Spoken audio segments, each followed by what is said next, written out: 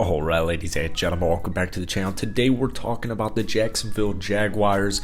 And the Jaguars in the last 5 games are 3-2. And this past Sunday, Trevor Lawrence became the youngest player in NFL history to record 350 pass yards, 3 passing touchdowns, and a rush touchdown in a single game at 23 years and 66 days.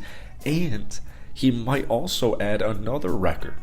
He's at 181 consecutive passes without a pick since final snap against Denver and London. The franchise record for Jacksonville is 209 by David Guard. So Trevor Lawrence is having a phenomenal season, and in his last 5 games, he's leading the league in completion percent at 72.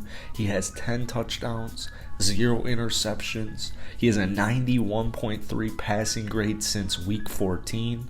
He has a 91.0 passing grade since week 9, which is number 2 in the league, right behind Joe Burrow, an MVP candidate. So Trevor Lawrence and the Jacksonville Jaguars, they are having a really interesting season. Trevor Lawrence's sophomore campaign, it has been, there's still going to be some mistakes spread in there, but 20 touchdowns, 6 interceptions. It is such a huge spike from last year. And I think what we kind of been seeing this past week is, the stats are nice. The stats are really nice. But the eye test does not lie. Trevor Lawrence, specifically this past week against a very talented Tennessee Titan defense, 30 of 42, 368 yards, 3 touchdowns.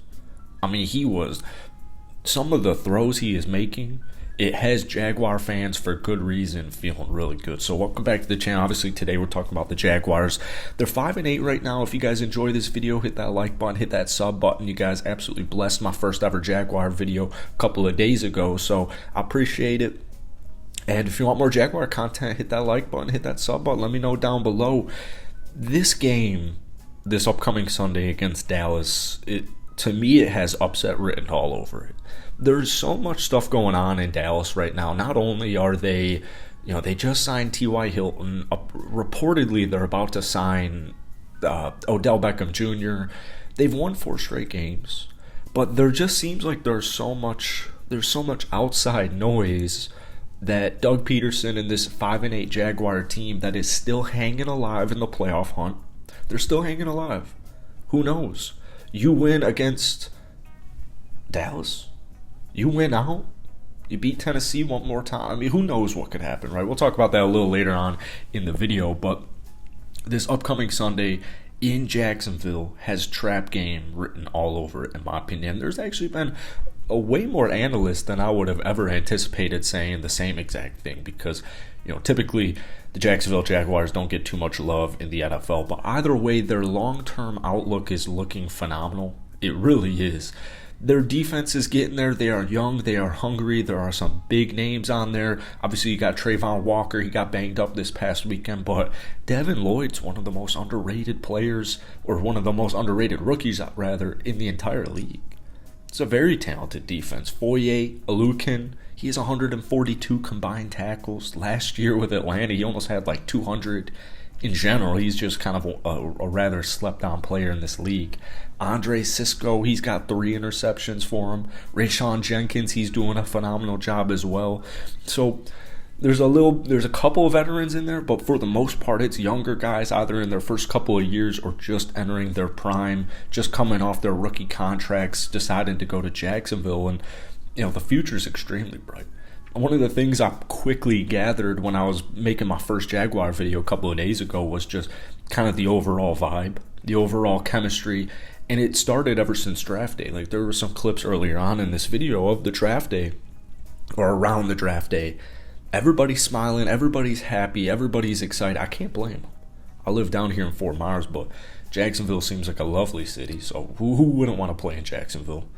Year-round, beautiful weather, but the vibes seem great. And it's just kind of, Doug Peterson's kind of been harping on this since the get-go, is we want to write our own narrative. All these players have been saying the same thing. We want to write our own narrative. And you just kind of love to see it. Trevor Lawrence has been doing such a good job. Travis Etienne, he's a young beast. Zay Jones having a career year. Christian Kirk having a career year. Evan Ingram having a career year. I don't think it's any surprise that a lot of these wide receivers, a lot of these weapons are having career years. So far, we've only played 13 games. Evan Ingram really kind of just had his coming out party this past weekend. I know he's had a really solid season. In fact, 53 receptions, 548 yards, 4 touchdowns. But this past week against Tennessee, when they really needed him, when they really needed Lawrence to step up, when they really needed Evan Ingram, Zay Jones, Christian Kirk, these guys to make plays because the run game just wasn't working.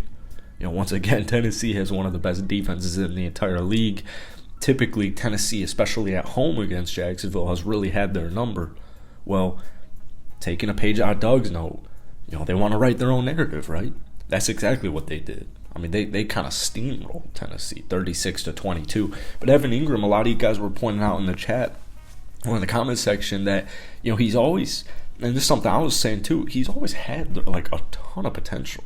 But the drops have always been a huge issue for him. 11 receptions, 162 yards, and 2 touchdowns. He's 28 years old. He's just entering his prime. I hope he finds a long-term home in Jacksonville, because if he plays like he's been playing this year, just steadily improving week to week, game by game, getting that chemistry, getting that rapport up, and he also looks just like every other Jacksonville Jaguar. He looks like he's having a great time. I mean, he could be a secret weapon for him. He literally moves like a stud, dude. He does not move like a tight end. So, defensively, they're getting there. I know they've had some issues at times in this season. Jacksonville, I guess you could say this with a lot of teams in the league, but Jacksonville really, a couple of these games go a little bit differently. We could be having a completely different conversation. That Denver game, the Giants game, Indianapolis, Houston, Washington to start off the season. A lot of them were at the start because this team started 2-6, and they've won 3 out of their last 5, led by Trevor Lawrence. The defense has also done a phenomenal job. That Detroit game was just kind of a debacle. We don't really want to talk about that. So there still are some inconsistencies, as there is with such a young team, with a new coach, etc., etc. But man, oh man, that future is extremely bright. And, I still think they're going to take down Dallas on Sunday. The Jets don't worry me too much. Houston, if the Jaguars were to actually win their next 3, I think Tennessee would have to go 1-3. I think they play Houston as well, so they'd have to, just get 1 win and 3 losses, and then obviously, that last week they play each other, Jacksonville versus Tennessee, so that would be a big time game for the division to get into the playoffs. I still think Tennessee is they're just so banged up that I don't think that they go 1-3, but it is nice to fantasize. Jaguar fans, I want to hear from you guys down below. What do you think the realistic chance of making the playoffs is this year? But regardless, if it's this year or next year, I really think this past weekend was just kind of a show. It was a little bit of a sign of what's to come in the AFC South for the next couple of years, or even just for the Jaguars in general. So hit that like button, hit that sub button for more Jags content. I'll see you guys later.